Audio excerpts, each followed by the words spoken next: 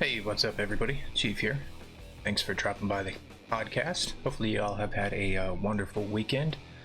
We'll give it just a moment to get some more folks in here, and then we'll get some things rolling for you guys.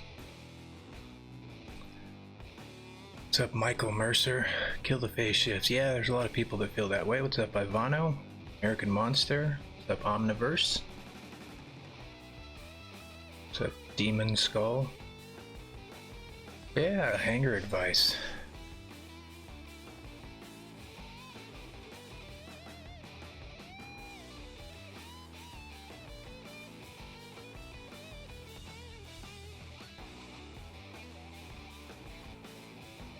Alright, we'll go ahead and get some things kicked off here.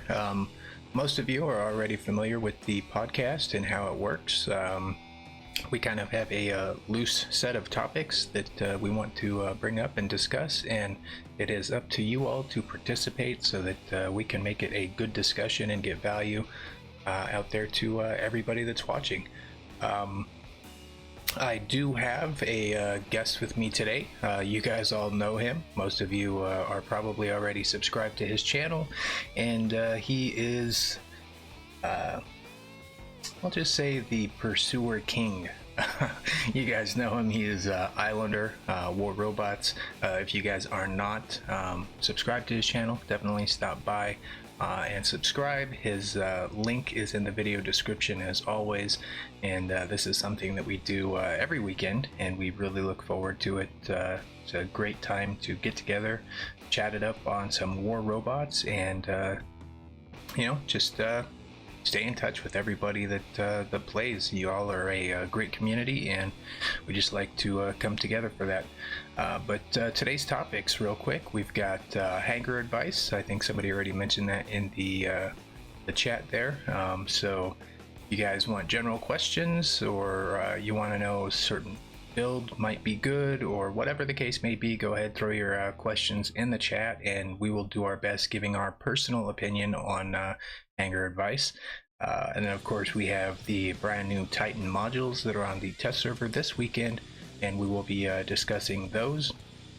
We will also be talking about matchmaker or matchmaking and tips. For those of you that are familiar with Islander's channel, he did put out a video earlier last week showing some things with matchmaker and how some of the clans over there on Android kind of deal with matchmaker, and there was some really good information in there. So if you guys haven't yet, definitely swing by and check that video out. But we will be sharing with you what we do know about matchmaker, and some of the tips that we might have to at least help you get matchmaker to work a little bit better for you, maybe. And then of course, if you guys have any tips or advice as well, feel free to share that in the chat also. But let me go ahead and bring Islander into the chat here, and we will get everything going.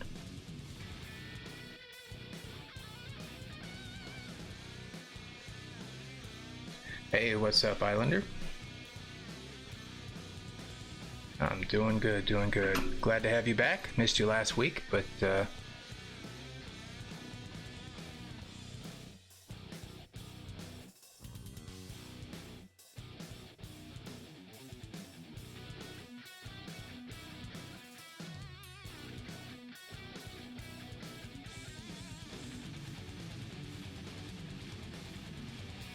right on, right on. Well, always glad to have you here.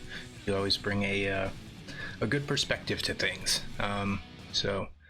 Looks like we have quite a few joining us so far in the chat. So I let them know that what we're going to be going over is some general Hangar advice. You know, your opinion and my personal opinion on specific questions they might have about hangars or hangar makeups or certain builds, and then of course Titan modules, which we know are on the test server right now. I believe it's still open. I don't know, they got some really weird hours with the test server. But and then matchmaking tips. So of course we don't know everything with matchmaker, but we do know some things, and we can try to use that knowledge to our advantage. So looking forward to the talk.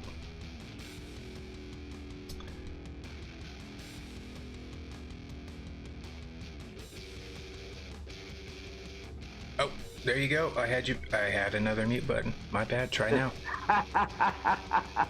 Okay. So, yeah, what's going on, fellas? Sorry about last Sunday, but we're back, and hopefully we won't miss too many more of these Sundays, right, guys? And I got too many different mute buttons on my screen here, so I apologize for that. But at least we didn't get too deep into the conversation. All right, so like I said, it looks like we've got quite a few people watching, and I'm looking forward to this. I like to do some of these episodes where we're just kind of giving general advice, because I'm sure, I mean, you're wide open as far as your socials and, you know, Facebook and your YouTube channel, and people always reaching out to you, and I imagine you probably get tons of questions on what your opinion is on a certain build, or should you run a certain hanger. So hopefully some of those folks will take advantage of that today and ask away. Yeah, that does come in pretty often. I mean, the message is always full. Every morning I'll wake up and I'll start answering messages, getting dressed for work, answering messages, get to work, you know, drinking my coffee, answering messages. Yeah, it's pretty often. I mean, a lot of people are looking for advice, and I was no different when I first started the game. I was reaching out for advice, you know, anywhere I could find. I mean, I was putting, you know, spirals with geckos and I don't know what else, you know, just trying to look for a good combination, and, you know, trying to find friendly advice was kind of hard. Facebook was the only place to go, and that was kind of toxic. So, but it is what it is. Yep. Hey, what's up, AD Gaming? Thanks for joining us. I know it's very late where you are. Well, he's in the chat. He's not on with us, but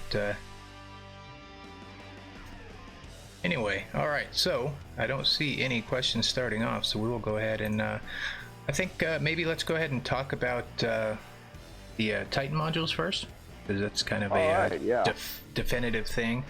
I tried to get on test server myself and was unable to for whatever reason. It's the first time I've not actually been able to get on. I don't know, the new thing they have for updating it, and like secondary app, whatever. I don't know.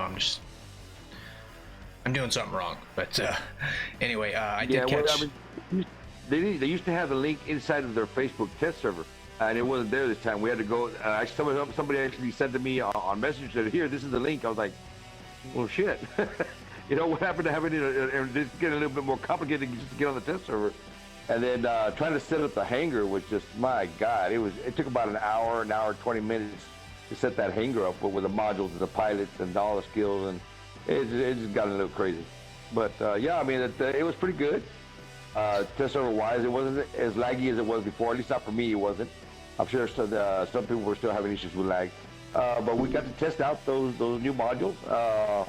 One of them I liked for the Titans was the healing. Now they do stack, but you cannot put more than 2 of them on there. So not like we're going to be able to add 4 of them, at least not at this point. And I mean, it did what it was supposed to do. It did some healing. I can see that bringing more damage into the game, which to start seeing a little bit higher damage takes. The other one I was not so impressed with, which was the I guess reduced time on lockdown and suppression. You know, the Titans are so big that if you suppress me or you lock me down, it's not going to really affect me too much, because they're so slow moving to begin with. So that one I kind of found to be a little inferior for the game. They're going to bring it. I really don't see too many people using it.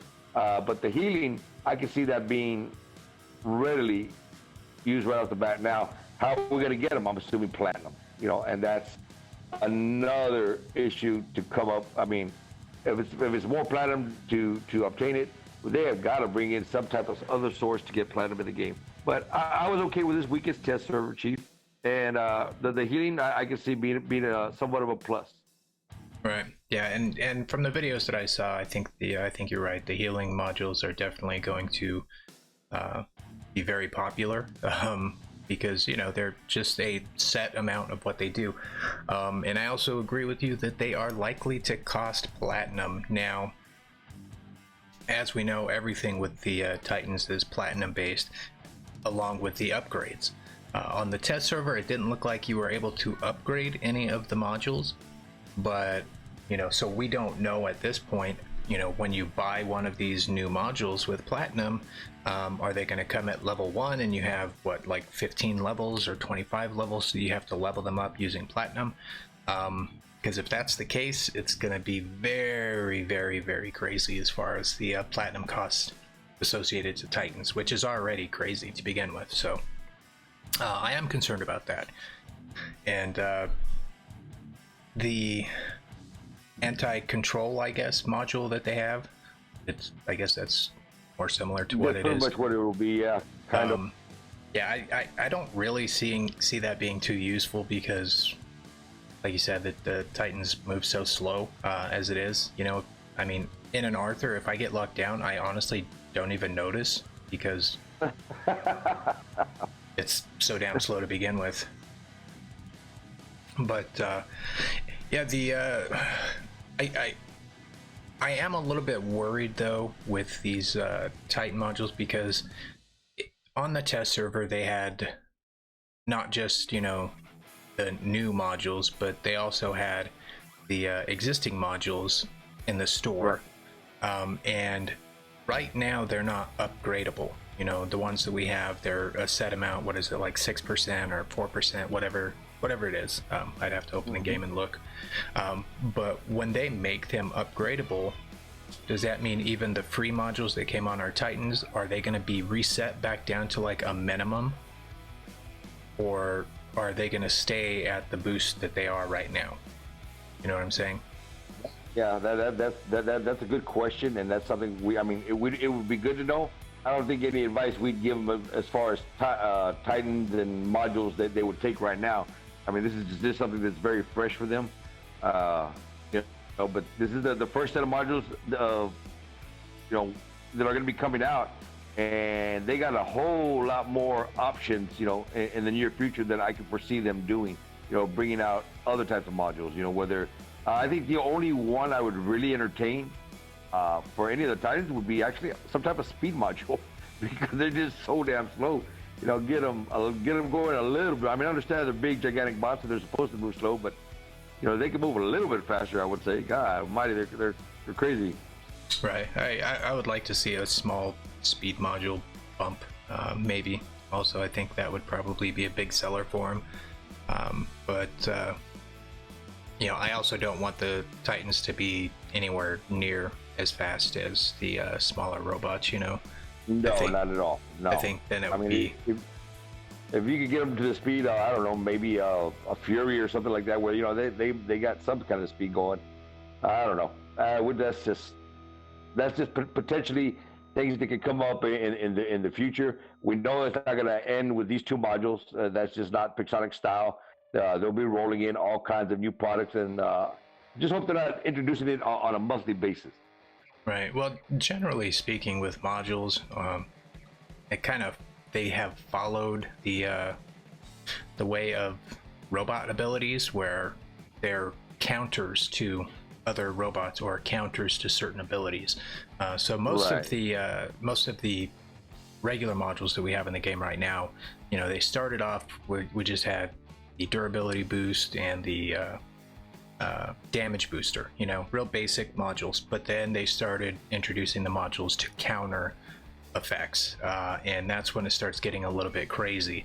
And I think we'll probably end up seeing them do that same development path with the Titan modules, because as it stands right now, you know, you could drop $3,000 and level up a Titan and all of its weapons just to have it get wrecked in 30 seconds by an Aljun, and there's nothing you can do about it.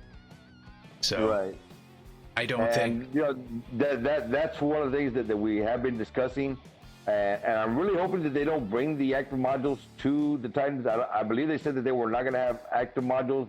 They were only going to have the passive modules. You know, we're not going to have pilots or pilot skills for them. I hope they don't change their mind on pretty much the only boss that counter the Titans right now is any type of stealth bot. You know, so but on that same note, I mean, they absorb so much damage.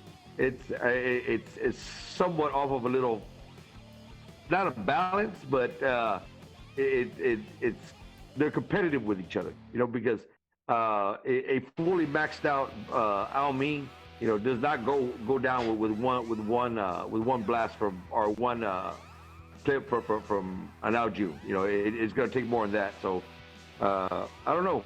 I don't know if I've been hearing a lot of people calling for the nerf of the, but in this current meta, I really don't think it's a good idea to nerf anything at this point. You know, especially with all the Titans come up with so much power and so much health or armor. You know, you're going to need every bit of damage, hit points you can get. Yeah, every bit of damage you can get. Yeah, and I agree. I don't want to see anything else get nerfed, at least right now, because the meta is what it is. And yeah, there have been a lot of people, including some of the YouTubers, calling for the Ao Jun to be nerfed because they're getting wrecked in their Titans. But I think it would be a huge mistake if they end up nerfing the Ao Jun because of that, because the Ao Jun right now is one of the few strong counters for Leech and Titans. Right. And you take that away, and I don't even want to know what's going to happen. And yeah, I get it. You could kill a Leech technically with just about any other robot in the game with skilled gameplay, but you know, let's face it. I mean, you don't always have that perfect, you know, setting, you know, put together right there in front of you to be able to take full advantage of your skill with that robot and just knock out a Leech. You can only take your skill so far with, you know, like say a Griffin. Can a Griffin kill a Leech? Yes, it can. 9 out of 10 times it's going to get wrecked though. So doesn't matter how good you are. Right. You know, and the other problem with nerfing an Ao Jun or any other power bot that we have right now is then if you have a Leech problem right now, if people remove Ao Juns from their hangars, what do you think they're going to fill that slot with? More Leeches. More Leeches, bro. That's what is going to happen. And, you know, you got to have better counter. Now, the Ao Jun has been a competitive bot from day one. My counter for the Ao Jun is just a simple pursuer, you know, with a Death Survivor on it. And I do really, really good against them. You know, it's not something that I don't want to see the Ao Jun come in, oh, well, let me get the hell out of here, because, no, I'll chase it down with the pursuer and be very effective. Right. And the fact is that, you know, an Ao Jun, I mean, there's already a module that is a direct counter to the Ao Jun, and it's your choice if you want to use that or if you want to keep falling onto the, you know, phase shift bandwagon. Right.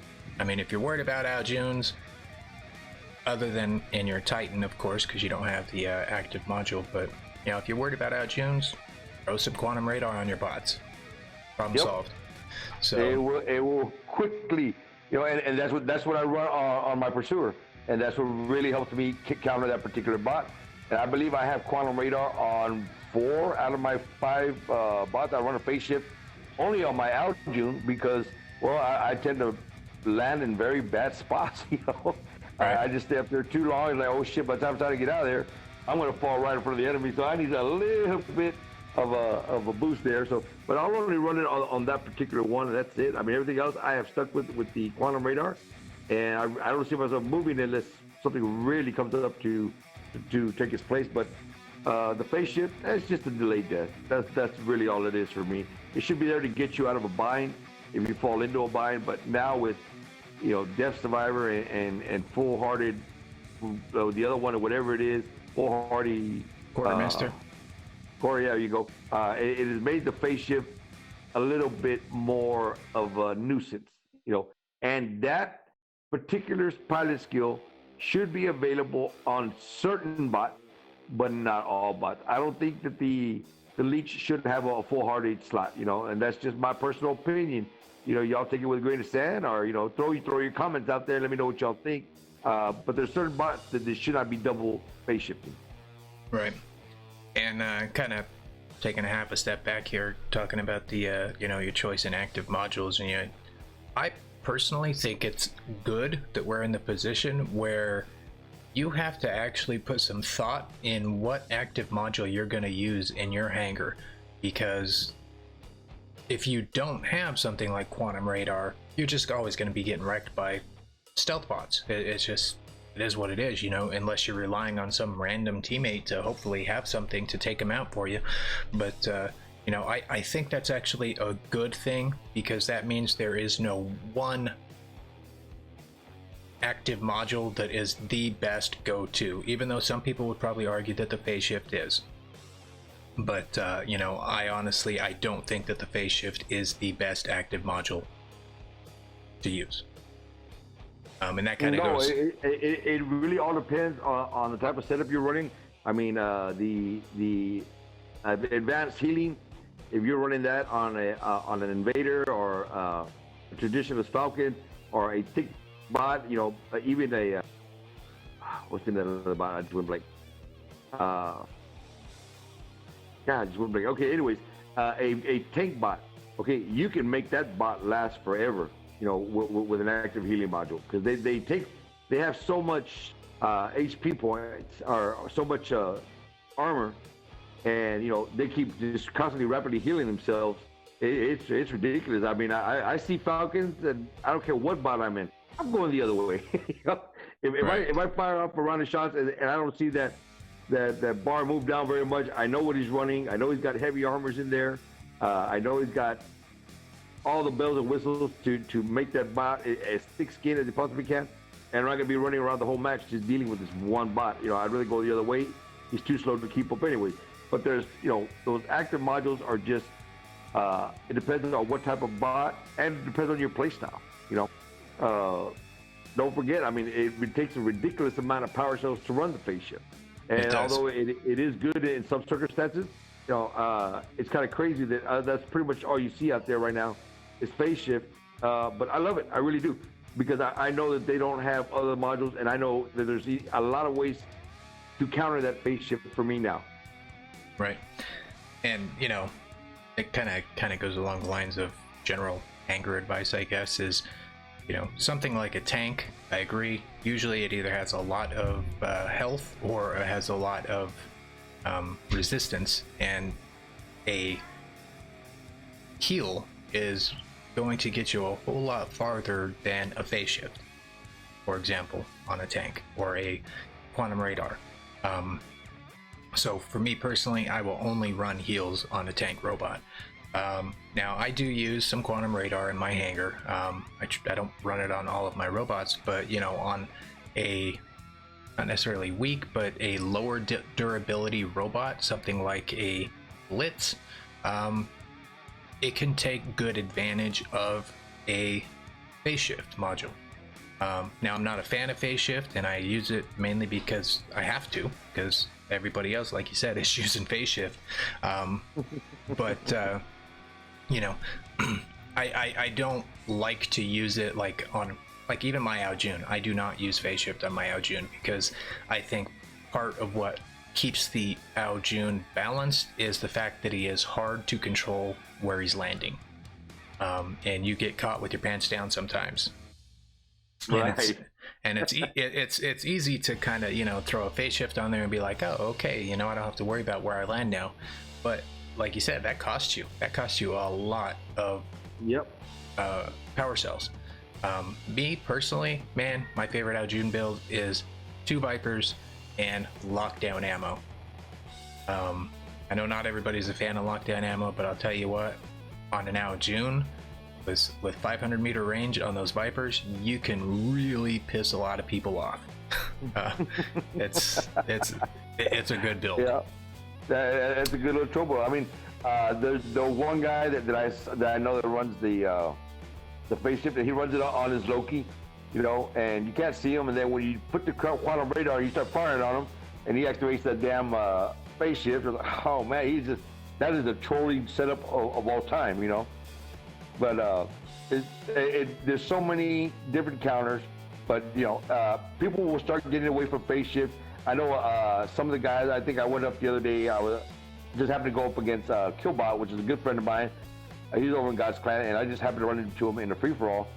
And we normally have really, really good tight battles. But he hadn't played free-for-all in a long time, and he was running more phase shift and stuff like this on his bots. And you know, he every time he brought up one of the Aojuns, I was just all over it, you know. And so we had a little conversation after that, and he quit. You know what? I need to versatile about my hangar a little bit. It can't just be all phase shift. It doesn't work like that.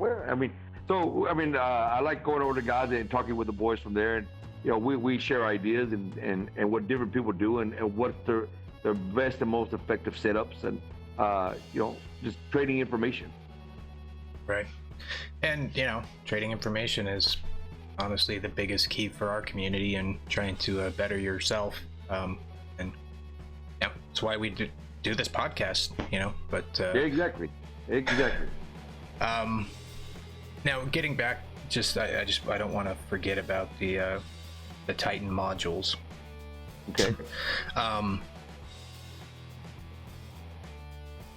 Now they said they are not going to bring Titan pilots or Titan active modules, and I do believe that. I don't think we're going to see those, but when they start releasing these modules, folks need to be ready, because I know, like you, I don't know if you've settled on a Titan yet. I think you've been still holding on on to your platinum. But for those of you that might have went ahead and decided, hey, I want this Titan, this is my playstyle or whatever, and you started investing into it, when they do this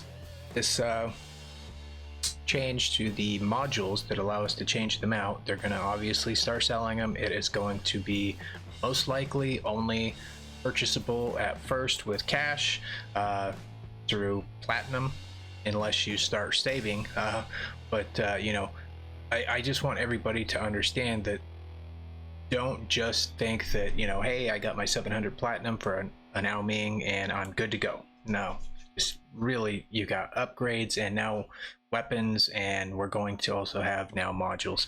I think this is going to be the direction that they're going to be going for probably half of the new content upgrade or releases, I think, over this next year. I know they're talking about a couple of maps, but as far as, I don't think we're going to see as many new regular robots this year. I know we've got 3 of them slated to come out, but after that, I think they're going to be focusing on Titans, and they're probably going to alternate Titan release and regular robots instead of dumping the regular robots on us. So if you really think about it, that's not a whole lot of time to be trying to save up your platinum. I don't really have any advice for you on how to get more platinum other than just do your tasks and get that, was it 25 a day? But I don't know, maybe I'm talking in circles here, but I didn't want to lose the focus on the modules, because I think this is a bigger deal than people are probably thinking, because we're going to be seeing not only another piece of equipment that can only be purchased with platinum, but I think we're also going to be seeing, as we already are on the test server, modules with different abilities that we have not yet seen. We don't have a passive module that heals in the game right now, but that's exactly what we're seeing on the test server for this module. Could you imagine if we had that now in the live server on regular robots? You got a fatty like a Fenrir, and you could dump 3 healing modules on it, and then you don't have to have that heal module for your active module. Right. Well, the only place that we have it is in the pilot skills. So it's not a large amount of healing, but it's there. And there's several different little healing skills that you can pick up, but that's not for any of the Titans, and that kind of I guess that kind of brings it over a little bit. We're not going to get the pilots, all right. And I really hope that they don't introduce something, for the pilot for the Titans, they call it something else. Okay, well, it's not a pilot; it's your engineer. I don't want to see, I don't want them to just paint a different face on it, but it's the exactly same thing. Right. And I agree. I don't want to see that. I honestly, I don't think they're going to do that. I honestly don't believe that they will, but I also can't put it past them.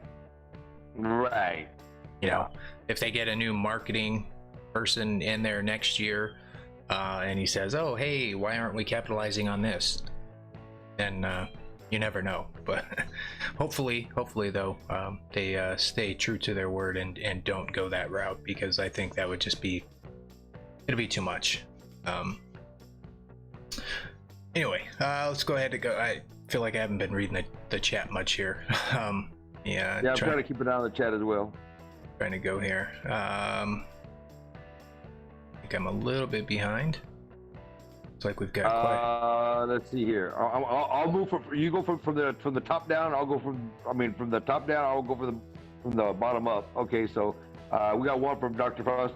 Titans will go MK2. What do you think? No, they won't. They've already told. Well, at least as of now, they have stated that the Titans would not have an MK2 level. I mean, can you imagine an Arthur out there with 2 million shield hit points? I mean, you would spend all day long shooting that shield and you're not going to break it. So as of right now, no, there will be no MK2 for the Titans. Doctor. Yeah, I don't think they will do that either, especially because the Titans already have 150 freaking levels. I mean, come on. Yeah. I can't imagine trying to go MK2 and do that again. People rolling around with a $6,000 robot. I don't think that's going to happen. I think what they will end up doing, though, is releasing Titans that are more OP than the previous Titans, just like they've done with all of the robots. I do fully expect to see that. You can expect that, and that is the reason. That is the main reason why I have not selected a Titan. I think the Yao Ming is the best one of the three that we have right now. We'll wait to see what comes up next. But I think the Yao Ming will continue to be one of the top Titans out there, pretty much like the Yao Jun is. I mean, just the fact that you can go up in the air and you have that height advantage is a huge plus, okay? But I would like to see what's going to come up next. You know, I know at some point we have to get some type of jumping Titan. We have jumping in the game.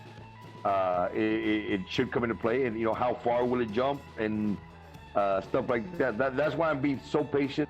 I can play the game right now without a Titan. I don't require one. It doesn't matter whether I'm running solo or team play. I really don't need a Titan at this point in time. So that's why I'm avoiding until I know exactly what's up. I've already received the messages from a lot of people that said, well, I didn't listen to you, and I went ahead and started upgrading my kid, and I think I made a bad mistake. Oh, yeah, you made a bad mistake, because you don't get that platinum back. You're not going to get the platinum that you spent on upgrades back. Now, if you're going to upgrade a weapon, hey, more power to you, because you can swap that out at any time on any new Titan that you're going to get.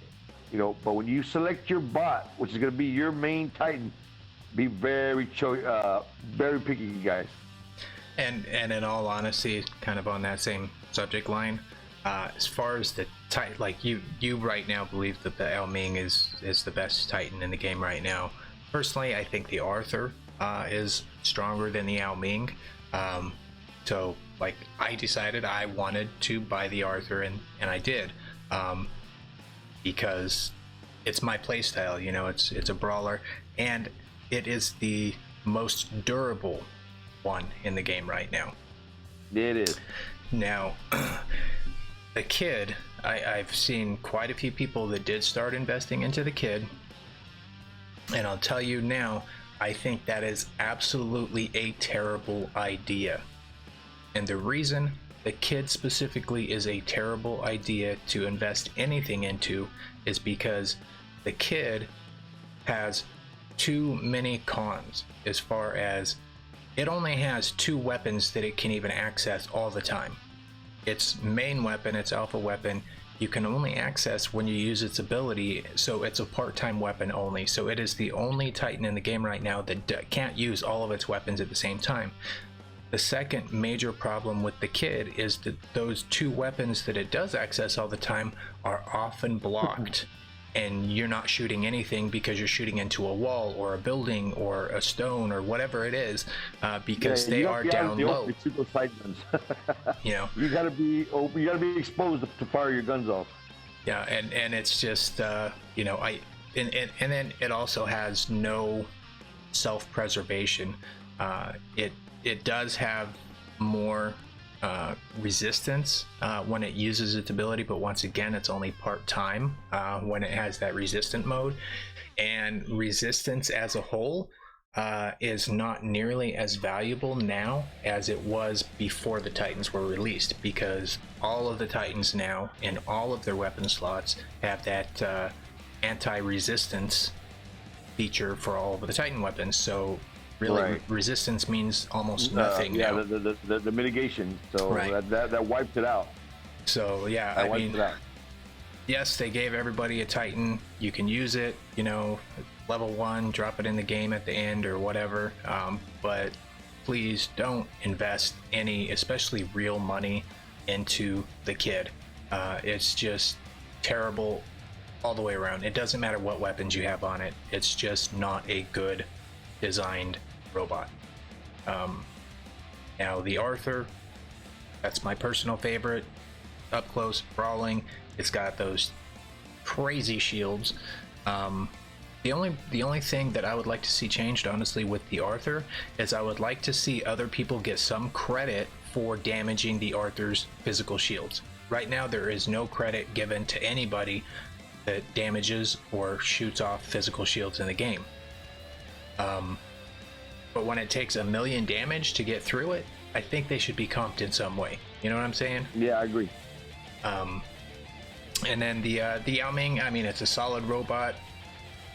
It's very susceptible though when it's up there in the air. So, but it does have the most firepower, you know. But it also it's got the most firepower, but it's also but you need those particular 200-meter weapons. I think you don't want to put the rockets on there and try to go punch for punch with some of the other. You know, I don't know how do the rockets do against the Arthur, because I know it's splash damage. I don't think I would want to put the Yao Ming and the Arthur head to head with rockets. I think the Arthur would have the advantage. But since it is splash damage, how would it pan up? Have you had any encounters like that yet? I have. I don't. Well, I mean, I don't have the rockets on my personal account. I have the Arthur, but I have run those builds on the Battlerec account, and the rockets do very good to counter the Arthur, but they fire so slow. So if the Arthur has machine guns, you're dead. If you're in an Yao Ming, you're gone. You're dead. You're not going to shoot fast enough to take out the Arthur.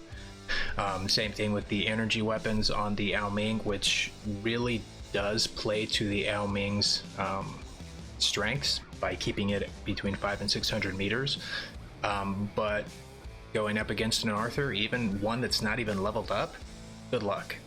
You know, you're going to be there wasting 3-4 minutes trying to blast through the Arthur shields. So really, I don't know. Machine guns work really good on the Arthur, but I haven't tried any of the different combos. You know, maybe machine guns on the small weapons, and then the rocket on the middle. I think that could be a pretty good build, but I haven't tried them myself. So yeah, once they max out those machine guns, they're pretty powerful. I mean, they really do pack a punch. And they do really good against tanks. T-Falcons, leeches, Fenrirs, it doesn't matter. Those pretty much all of the Titan weapons now with the mitigation on them, they eat through everything. So interesting.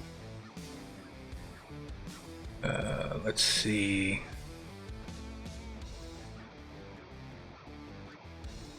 Xfant Gaming said, I agree. Monster made the side. We could get platinum for damage done to the Titans. I could not agree. I foresee them bringing some type of payout, to the table for platinum. I mean, don't expect it to be a lot. I'm telling you right now, don't expect it to be like it is with gold, where you're gonna get 5 gold or 10 gold or something like that. You could expect maybe maximum of 3 platinum in a match, maybe 2 platinum if you're in first place. They're not going to be handing it out like candy. But I think there should be some type of form of payout, either damage to the Titan or maybe just overall win. They need at some point incorporated into the system that we have right now, into the current economy, which hopefully should get a makeover with the honor system. And when it does, maybe we'll see a little platinum come over the. Yeah, I agree. I think eventually they will put it in the post-battle payouts. Very small amounts of platinum, probably only for the top 2 or 3 players on the winning side. Because right now, every currency that we have in the game, with the exception of power cells, is given out during battles. So I think they will follow that trend at some point. Anyway, looks like Mixed Fan Gaming was saying, if you are restricting pilot skills and modules to specific bots, then to me those skills and or modules should just be removed, and I think some should be removed. He's got a good point. I agree. I don't think Playstyles should have ever made it to the game. Well, he's talking about pilot skills. Oh, pilot skills. I'm sorry. And you mentioned restricting the foolhardy quartermaster so that the leech can't use it, that pilot skill. And he's saying that, you know, if you're going to limit a pilot skill, which they already do, by the way, they do already limit pilot skills based on the robots. You cannot get every pilot skill for every robot in the game. So it is already restricted to a degree. But you're right. If they are going to restrict it even more, especially with a popular or an OP pilot skill, then you should just probably look at taking it all the way out of the game. Yeah, I mean, I see what he's saying. I really do. But I mean, like traditionalists, imagine some other bots having the traditionalists, like, you know, I don't know, pick any bot you want to, the powerhouse. I mean, how overly... Imagine an invader. Would that skill be? Oh? An invader has what, the most health, right? So you add another 50% health increase, which is all traditionalist is. Traditionalist is only a health increase. But the fighter loses his jump ability, but he gets this big old, you know, this big old boost. Oh my God, it would be ridiculous. Right. He never kills fighters. So, I mean, I think certain bots should have certain items, and you know that's once again, that's why it's just our opinion, you know. But I understand what Mix is saying. Mix has a channel. For those of y'all that don't know, Mix Gaming, he good guy. He puts out really good content. I love to watch him rage. Makes me laugh.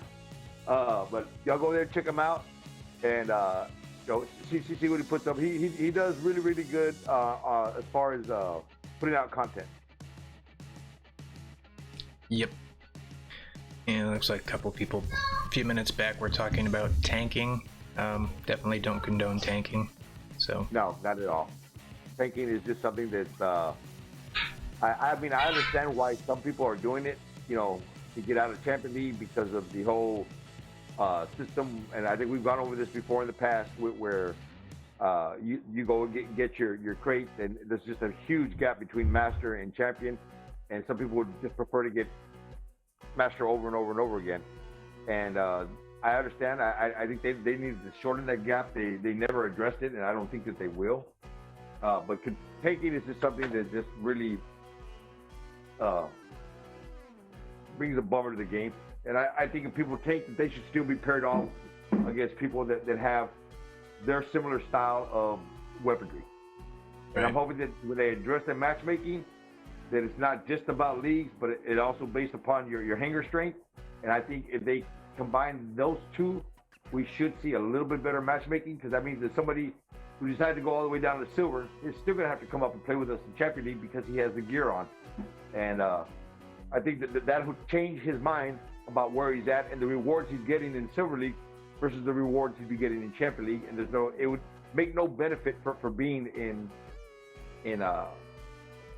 silver. I mean, make the benefits less, you know, by forcing them to still compete against people with their own hanger strength. Right, and I agree. But unfortunately, right now, Matchmaker does not consider hanger strength. For whatever reason. I know way back in the day, long before I ever played, they did consider hanger strength, but people did some pretty abusive stuff with it, I guess, and they had to change it. Well, but it was still based upon kind of who was online at the time, and it was based on hanger strength, but not everybody with maxed out hangers was on at the same time. And then again, your wait times were excessively long. I mean, you could go 3 to 7, 10 minutes waiting for a match because they was trying to pair you off with somebody exactly with what you had. So if you didn't have a lot of people that had your hanger on, you better grab a Snicker bar, man. It's gonna be a while. Right. But talking about matchmaking, I liked the video that you did earlier in this week. I know you kept calling it time dropping, which to me is something totally it's really different. Not time dropping. Right. But I thought it was a really good analysis, and I think you were hooked up with a bunch of the Gods folks over there on Android, and right. they did a pretty good job of explaining, their process and how they've analyzed Matchmaker, and they've learned that if you are in a squad and you want the best chance to go against another squad of similar not necessarily strength but makeup, and I'm talking 3 to 6 players, then you have to start your search in your squad, and they ended at 27 seconds. Me personally, my experience is there's always the magic 31 number, where generally speaking, if you're in a squad, either a partial squad or a full squad, if that counter reaches 31 seconds, the magic number, you just automatically get easy opponents. It's gonna start pulling from the pool and fill up a team, and we've all seen this in the past where the match is over in 2 or 3 minutes. Right. Skip that. And so that's what they've done there. So I'm sorry, I didn't mean to interrupt you. Go ahead, Chief. No, that's all right. But I kind of wanted to let people know, I mean, I know I don't know all of the ins and outs of Matchmaker, but there are a few facts that I do know. The first being that if you are in a squad, if you are running duo only, then you do not have an increased chance of running into a full squad. Duos, for whatever reason, Matchmaker considers to be just like a solo player.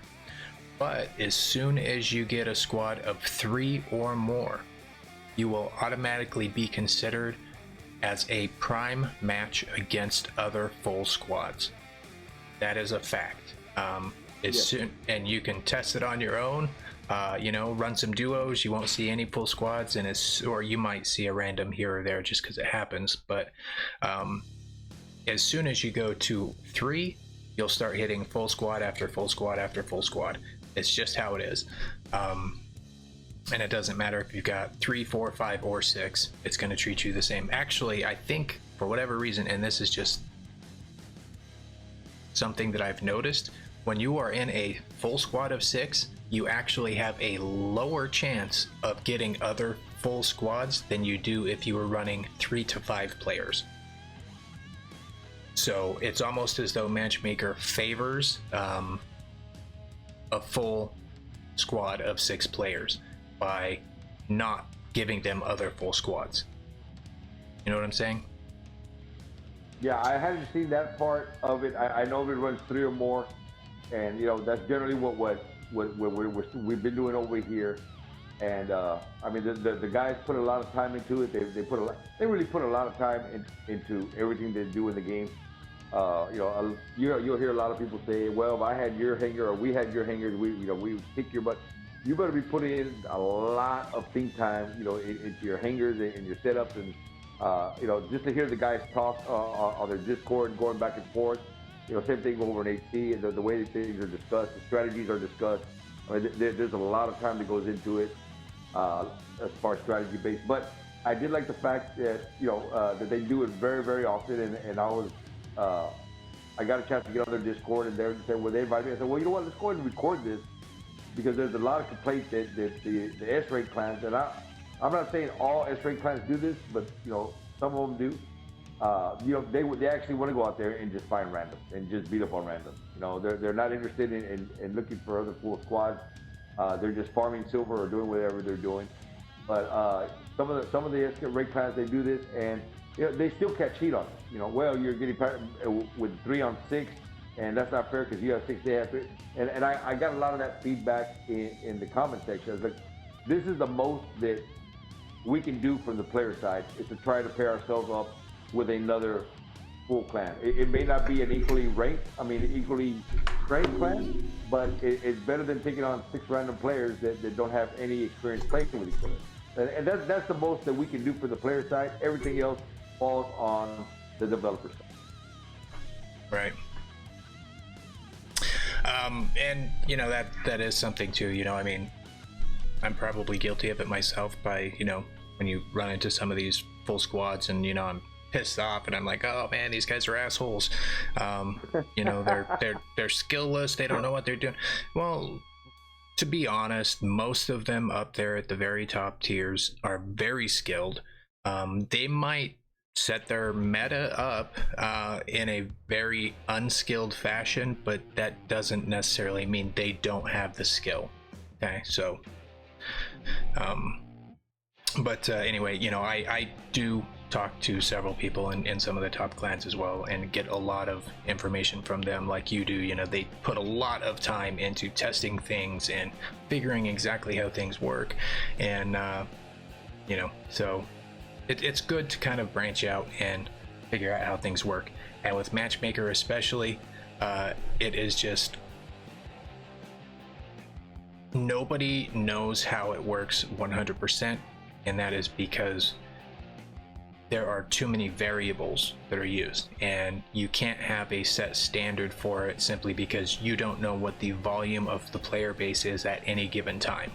And I think that's the biggest thing with Matchmaker, is the volume of available players to stick into a match. If there's not a large volume of squads or partial squads or full squads running at a given time, they're going to go, the ones that are running are going to get a lot of randoms. It's just how the game is. Right. But anyway, and this is something that the players should not be trying to figure out. We the players should not be going through all these headaches to try to find out ways to not drop into squads around them. I mean, this should fall solely in the lap of the developers. But we've still had problems, and it's been a problem for quite some time. So I guess by chipping in just a little bit to try and help out until we get a good matchmaking, if we get a good matchmaking setup, this will have to subside for now. Say that again? Kind of missed. Did I break up? No, I was just trying to understand exactly what you were saying about okay. I'm saying, that the players doing this, the 27-second drop, should not really be falling into the lap of the players. This is something that developers should be setting up or taking care of as far as their side of the matchmaking. But until then, this is all the players can do to try to avoid the seal clubbing that goes on. Right. And that it really should fall onto the developers, but unfortunately, where we're at right now today, they are not taking it on. So it is unfortunately up to the players to try and manipulate Matchmaker to give them the best chance to have fun with the game. Right. For example, lately when I've been squatting on my streams, we do duo drops because we could go with, we usually have at least 6 people or more on playing during the stream, but if you have more than 6 players, you can't get them all to play with you unless you do something like duo drops. We've had up to like 12 players all duoed up and time dropping with each other and just having a blast. So that's one reason why we do it. The other one is that if we're running a full squad, one of 2 things is going to happen. We're either going to get randoms and we're going to be clubbing them, or we're going to go against the top S clans and we're going to get clubbed because my clan, the people I play with are like average level 8, level 9 robots and weapons. They just, no matter how much skill they have, they cannot compete with full MK2 max everything. Right. So that's something that we've had to take on ourselves because for whatever reason, Matchmaker and the developer is not being adjusted to really promote the game in a fair and fun playing way, if that makes any sense. But I do agree with you that it should be on their lap, that they should be the ones, you know, dealing with this and making adjustments. But I honestly, I don't think that they do. I think they've got other things that they're focused on. But I hold hope that when we merge, that will solve a number of the matchmaker problems. And the reason I say that is because, like I said, the biggest variable with matchmaker is the number of available players at a given time. I agree. When we're all on the same servers, when we're all playing, the same game finally, then there will be a whole lot more people.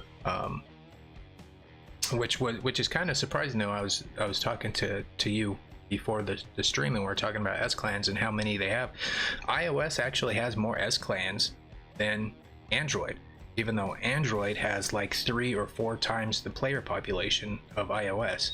I was surprised by that. Yeah, the iOS does have more S-rank clans than we do.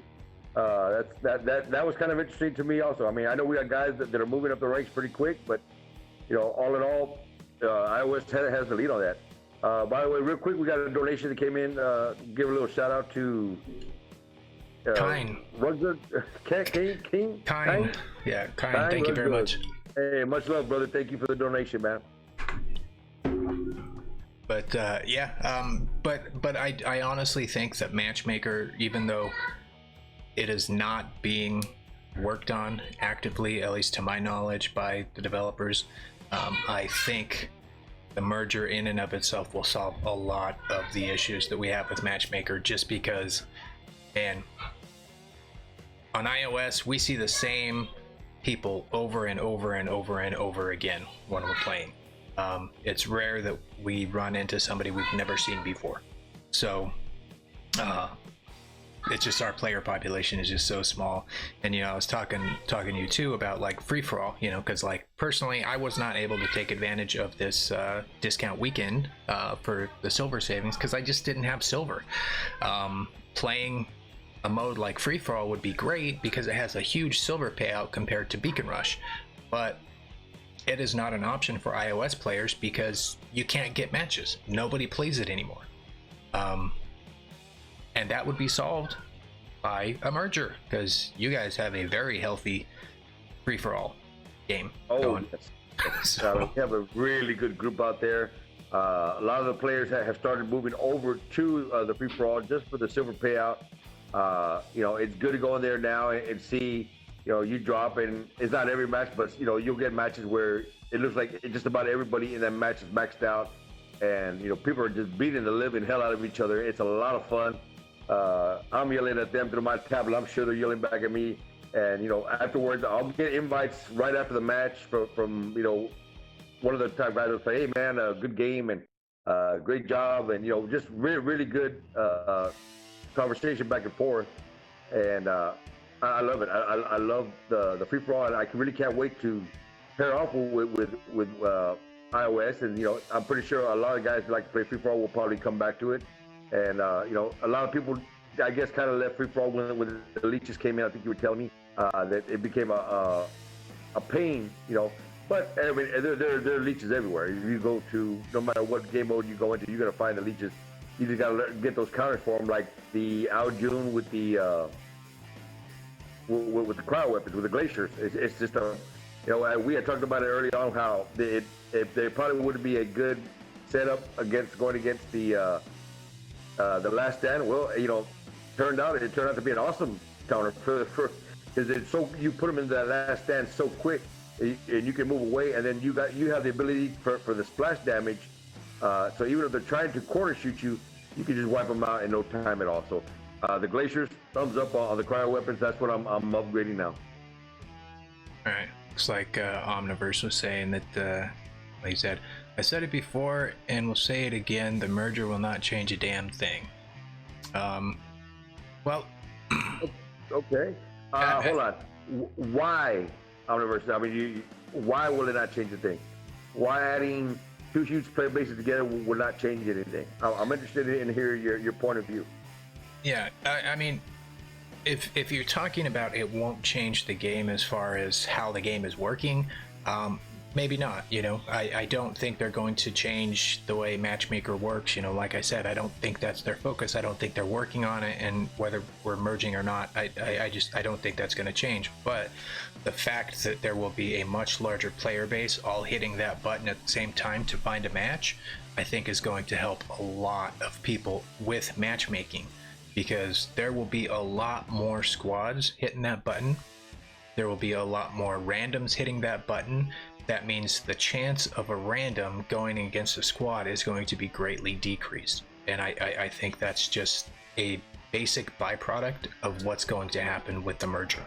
I don't think that it's necessarily planned for that purpose, but that will be a result. Is it going to solve all the problems? Absolutely not. It will not. There will still be fully maxed out MK2 squads going against random players. It's still going to happen. I don't think there's a way around that, but I think it's going to be happening a lot less frequency, or a lot less frequently than it does now, especially on iOS. Because like I said, on iOS, as soon as you hit that 3 people in a squad, all you see is full squads. That's it. Even last night, me and a couple of my clan mates were playing some Call of Duty mobile, and we're like, oh hey, let's jump over to some War Robots and try and get a little bit of silver. So we jumped over there, and I think of the 4 games that we tried with the 3 of us, 3 of them were against full squads. So there's just, the player base just isn't there. However, if we were merged, I think we would have, maybe we would have seen partial squads, but I don't think we would have seen a full squad. I think we would have seen like a squad of 3 or a squad of 4. Yeah, and it's Matchmaker. I know we're going back to Matchmaker a little bit, but they really need to adjust the system in order for it to work. It's got to be a combination of everything from leagues to hangar strength. Maybe even taking an average of, maybe, I don't know, Chief, maybe your stats that you have. So if I'm running free-for-all regularly and I have 100% average, then I should be in there with the other guys that have, 90 to 100% average if they're online at that time. So, just little things like that could help improve matchmaking. Right. Matchmaker could technically be programmed to analyze every single statistic they keep of your hangar, of your averages, of what modes you play, and it should be able to stack you against somebody relatively close to you. Of course, in order to do that with 100% accuracy, there would be huge wait times and nobody would play the game. So, we do have to be realistic in the fact that, we want to play, so I don't want to sit there for 10 minutes waiting to get one match. Which is kind of what they did now, because, like I said, we're at the 30-second cutoff. If it doesn't find something that is equal to you, then it's going to pair you off. And you know what? I would say extend that, maybe instead of being at 30 seconds, extend it to a minute. That might help. I believe, I don't know if it was Mix that said it. It came from somebody else. It wasn't my idea, but extending it from 30 seconds to a minute would go a long way as far as trying to match clan versus clan. Right. And personally, I would be willing to wait a minute, in Matchmaker to get better matches. But I'm sure somebody would have a problem with it out there. Let's see. Of course. The Viper said, with the whole player base in the game, I guess he's talking about merging together, the game will not be playable. The lag will be insane. Now, we've kind of talked about this in previous discussions, but in order for them to even make the merger possible, they have to rewrite all of their code. Just that alone should help with the lag. And then instead of keeping everybody all packed onto those Android servers that are, probably close to capacity, and causing some of that lag, people will then be able to filter out to all of those half-empty iOS servers, you know? So I honestly think that those two things alone will help the lag. It won't take it all away though, because lag is also from people's devices, from people's VPNs. A lot of people that play War Robots still use VPNs, and that automatically will increase a ton of lag. That's just a fact of life. It doesn't matter what game you play, if you're doing it on a VPN, you're going to have lag. So, you know, it's not going to solve the lag problems, but it should improve with a merger. That's just the nature of doing it. When you get new code, fresh code, everything is all the same now. It's going to run smoother. Just like if you were to go and buy a brand new PC and then you compare it to a PC that you've been running for 5 years, that new one is going to do a whole lot better because it's new. It's got new code. You know, it's just how it works. Yeah, I agree. I mean, there's so many contributing factors to the lag. Your device, your internet. If you're using a VPN, definitely you're going to have the lag. There's a lot of contributing factors to say, well, it's Pixonic server and that's it. No, there's a lot more that goes into it. You know, how many people are on those servers at that time? You know, what I'm sure there are things that Pixonic could do to make better improvements. I don't know. I'm not very familiar with servers. Maybe add a whole shitload of RAM to it. Maybe add more space. I don't know what they could do to it, but I'm sure there's something they could do. But you know, a lot of it is not just one-sided. You know, lag comes from many different. You know, if you're running a VPN like Chief said, you can expect lag. You want to reduce that lag, stop running the VPN. You know, so take that with a grain of salt. Oh, and like right now, I'm completely, over the last several days, have been experiencing all of the normal pre-update glitches and bugs that War Robots has. Happens every time just before an update hits. I don't know if it's because they're starting to feed some of the new code into it for the new update. I don't know why it does it, but it always does it. You know, problems with connecting and disconnecting to your squads or games, just random things, you know, seeing lag when you never had lag before. You know, those are very real issues, at least that I experience on iOS just before an update. So I honestly think we're going to have an update sometime next week. But you know, there's so many things that go into lag. And didn't you just recently, Islander, get a new device or a new phone or something, and that helped? Yes, I got my new Galaxy Tab S6. It was a gift, and I mean, the day I started playing it, it was just so amazingly different. Okay, now yes, there was still game lag, and I could see where, you know, the in-game lag was very different than what I had before. But the lag that was on my tablet was just ridiculous. I mean, there would be some times where I would be maybe getting, you know, 20 frames per second. I don't know. It was just horrible. So to change over and get a new device, they was just clicking on all cylinders. And trust me, guys, I don't have anything else on that tablet other than War Robots. So yeah, I mean, I use like YouTube and stuff like that. But that tablet is strictly just for War Robots, and I don't put anything else. I don't clutter it with a whole bunch of different stuff. I use my old tablet for all the other things that I do, and it's been great.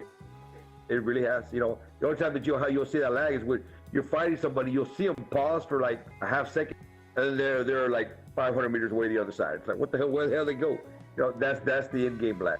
But right. No more of the glitchy stuff that I was having before, which was all my.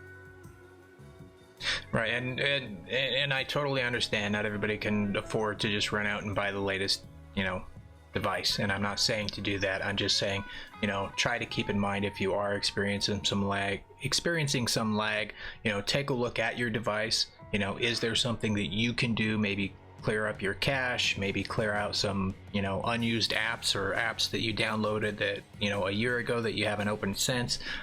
You know, is there something you can do to try and help yourself on your end, because, you know, it makes a difference.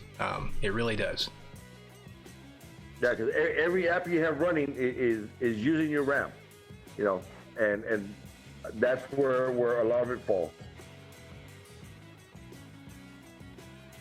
see. So a comment here from where'd it go?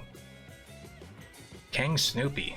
I don't think I've seen his name in chat before, but thanks for commenting. He said, "What's up, Chief and Islander? You guys rock. Inspired me to start a channel. I think it's up now." Right.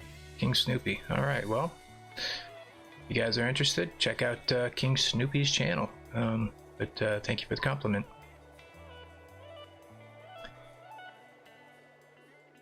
Lando says, just make phase shift ability only available for some robots. I think we've talked about that before. My personal opinion, get rid of phase shift. It's easy. Nobody's paid anything for it. Just get rid of it. All right, Cake Stoopy, I just subscribed. I am your number 2 subscriber, brother. Thanks for the heads up. Get with me later on. I'll hit you up in your comment section, and we'll get you ready to start making yourself some thumbnails and stuff like that for your video. I'll do whatever I can to help you out, bud. Yeah, right. And just, real quick, for anybody else that is interested in starting out YouTube, not like I'm the greatest YouTuber or anything, but, I'm still growing myself, but, I can at least help point you guys in the right direction or give some advice. I'm sure Islander is more than happy to give some advice. So, feel free to get a hold of me, Islander. You can join my Discord channel for my Discord server for my channel. I have a couple of guys on there that recently started uploading videos and stuff. I have no problem giving you guys some advice or trying to help point you in the right direction, because it's tough. It is very tough starting out, and it's tough to keep it going. So, just throw it out. Just wanted to throw that out there.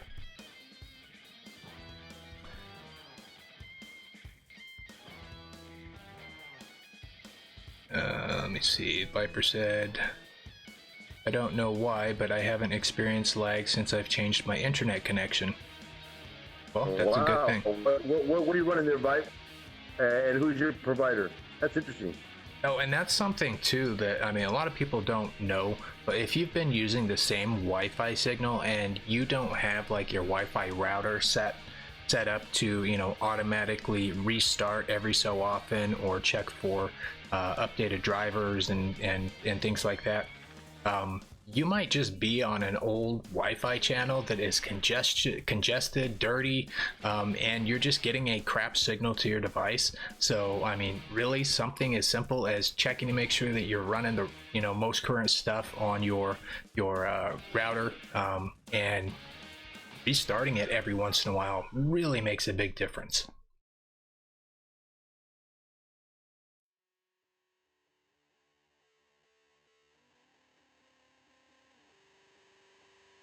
Omniverse Gamer, I improved my lag issue just by simply adjusting my router. Yeah, I can see that. Yeah, this is pretty much what you just stated also right now. Yeah, and I'm no electronic wizard or anything, but most routers nowadays, they have priority settings too. So if you're running into issues of bandwidth because you have, like in my family, I have a big family. I got 4 kids here in the house. My wife, everybody's got multiple devices, and everybody's trying to stream movies and everything else. I'm trying to do a live stream while I'm trying to get a good game signal to my iPad. It can get a little bit crazy to fight for that bandwidth sometimes, but most routers give you the ability to set priorities. If you know how to get in there and play around with it, then maybe get in and give yourself a little bit higher priority so you get the good bandwidth that you need. It might help you out.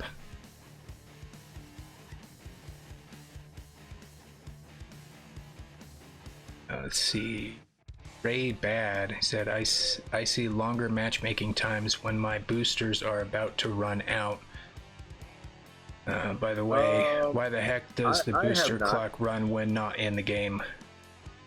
On mine, especially when I'm running free for all, I'll have like 20 seconds left for a boost, and I'll actually go do the search, and sometimes fall within 10 seconds. So I'm not sure that the boosters have much to do with it. Not to say that that's not happening to you.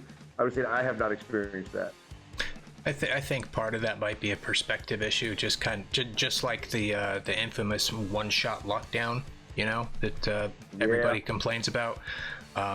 It's just a matter of your perspective, and that's just kind of how it feels. But it may not actually be doing that. or the one bullet steel kill. God, I hate that. But I do agree that it is kind of stupid that Booster's timer is running while you are searching for a match or not actually in a game. I really think that, and I think that was feedback that I gave them when they first introduced boosters like a year and a half ago, that the booster timer should not be ticking away while you're not in the game, you know, especially with these 30-minute boosters when they lowered, because the boosters weren't bad when they first came out. I mean, there were 1 hour and 2 hour boosters, right? Well, now they're all 30-minute boosters. So, you know, it's they tick away quick, you know, when you're yeah. Especially depending on the match you're trying to play or the time of day. You know, that's why I never play free-for-all anymore on iOS, because, you know, if I'm running boosters, I'm gonna waste a whole set of boosters just trying to get one match, and it's just not worth it, you know, especially when I'm paying gold for some of the boosters. Yeah, so. and that was one of the issues. It wasn't really an issue, but that was one of the things that we talked about there when I was with Gods. Like, sometimes they'll reset every 27 seconds, and it might take you, you know, 8 or 10 resets before you find a match. I mean, you just burn through a third of your boosters, man. By the time you get through one match, you might actually only play 2 matches with the 30-minute boosters, just constantly doing the searches over and over again. Okay, I see Viper answered your question. He says that his provider is Vodafone and he only runs on the 5 gigahertz band when he plays War Robots. And that's something else that people don't know about routers. Typically, they're going to be in 2 bands. You've got a 2.4 gigahertz band and a 5 gigahertz band. And I don't want to get all technical on it and stuff, but the 5 gigahertz band gives you faster speeds over Wi-Fi, but the 2.4 gigahertz will give you a signal farther away from your router or through walls. It's not affected by walls or other things that might be physically in the way between you and your router, whereas the 5 gigahertz is affected by that a lot. So yeah, know what you're signed into, I guess, or even if you have those. Anyway, I could do a whole how-to video on routers because mine used to drive me up a wall.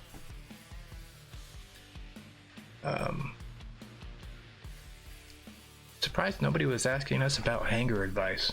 Nobody Not was. At all.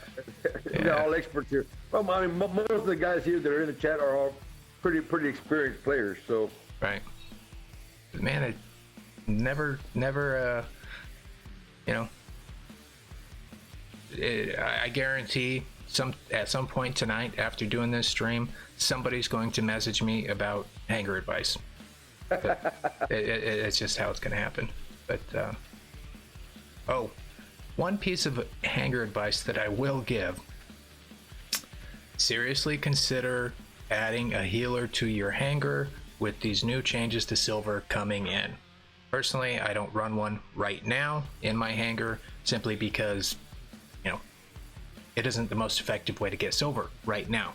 But once they start equating silver to your honor points, man, that's a lot of honor points just from throwing some heals up. So really consider making that change if you don't run one right now.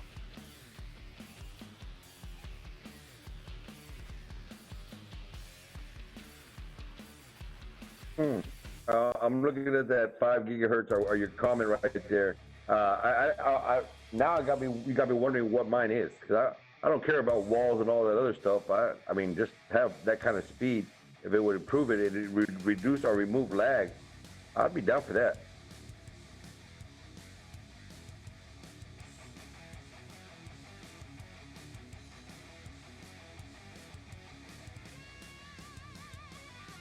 And anyway, yeah, so I mean, if you guys have any last minute questions or something, or you guys do want to ask us something about a particular build or something, definitely throw that in the chat here. We'll probably look at wrapping it up here in the next few minutes, but oh, saw somebody asking a question here. Where'd it go?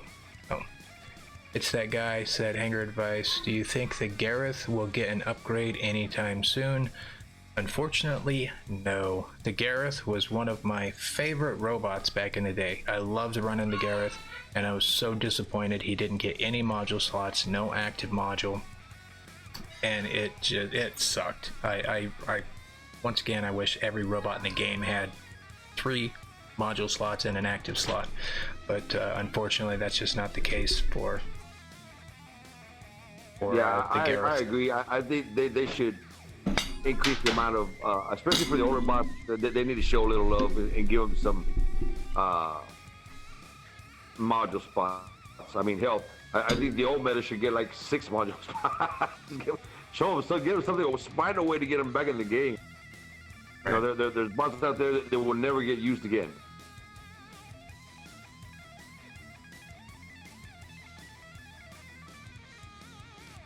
And let's see.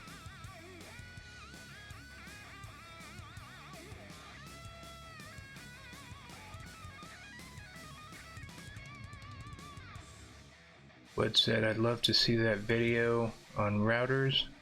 Absolutely love it. Same with you, Islander. I don't know. Maybe I can actually. I have enough info to put one together, but there's probably a ton of YouTube videos already on optimizing your router.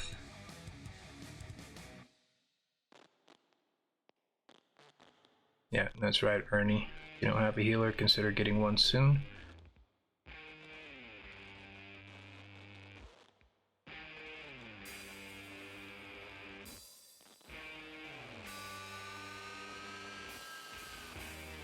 Yeah, unfortunately, Momo, the Gareth is dead in the water. Yeah, poor guy should. Turbo Knight is asking for Hangar Advice. He has 2 Ares, 1 Hades, 1 Phantom, and 1 Aljun. I would look at diversifying. You don't have any tanks in there, and maybe a healer. And you've got a beacon runner, and pretty much the rest are damage bots. Personally, I'm not a fan of the Ares, but it could still be an effective robot. But I would definitely make a choice there, and maybe look at throwing some kind of a healthy, defending, tankish type of robot into your lineup. And possibly even a healer.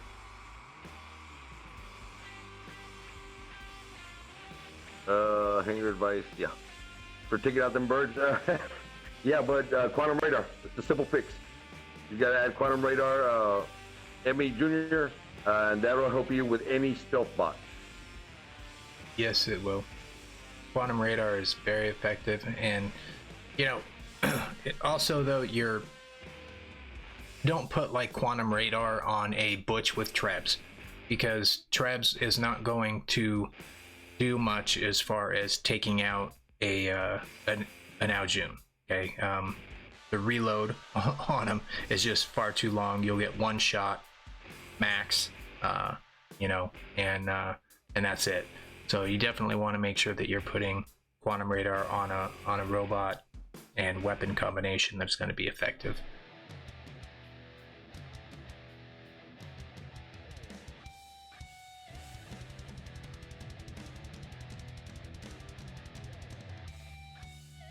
Yeah, Turbo Knight says he's going to replace an Ares and a Hades. Yep, that's a good idea. Though personally, I would probably keep the Hades in my lineup over an Ares. I do in my second hangar anyway. I definitely prefer the Hades, a fun robot.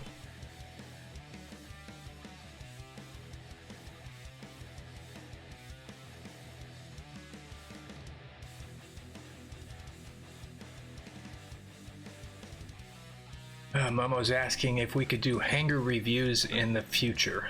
I'm guessing you mean you like send us a picture of your hangar and we comment on it? I'm not exactly sure what you mean by that. Yeah, I guess we could do something like that. Have the guys shoot their hangars over, and you have to put together like a little slideshow on them, so we go over hangar versus hangar, or each hangar. You would have to open up the hangar and the weapon slot so we can see what you got, and maybe make a few suggestions on improvements you could make. Talk about your your pilot skills and what you're running, stuff like that. That might be pretty time consuming though. Right. I don't know. I mean, it's something we could maybe take a look at in the future.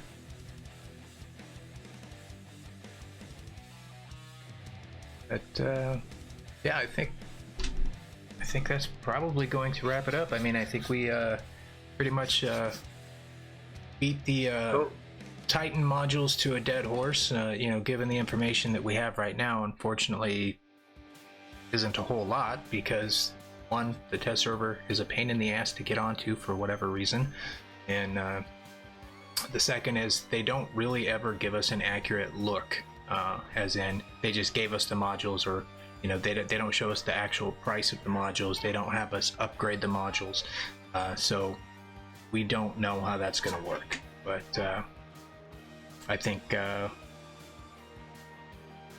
than that, I mean, Matchmaker is Matchmaker, guys. You know, it's a source of contention for most players, whether you're at the top of the charts there, or if you are somewhere in the middle or even the bottom. You know, it's Matchmaker is tough on everybody, but hopefully you guys will at least understand a little bit more about how it's working with you know, limitations that you might have to put on yourself as far as what you can do in the game with realistic expectations on what Matchmaker is going to do.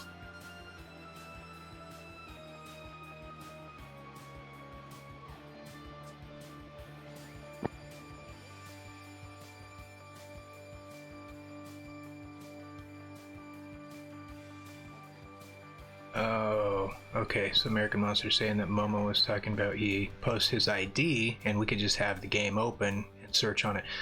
The only downside to that is that I only have access to iOS right now. So, you know, if you're on Android, I would not ever be able to actually pull you up. That would have to wait till after the merger. Right.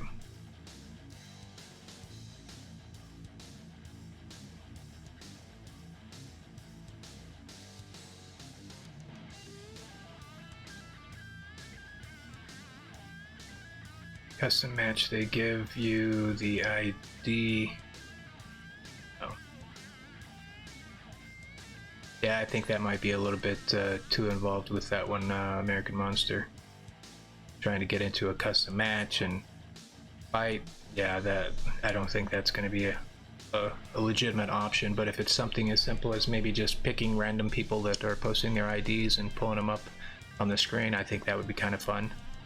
But once again, it would have to wait till we actually have access to everybody.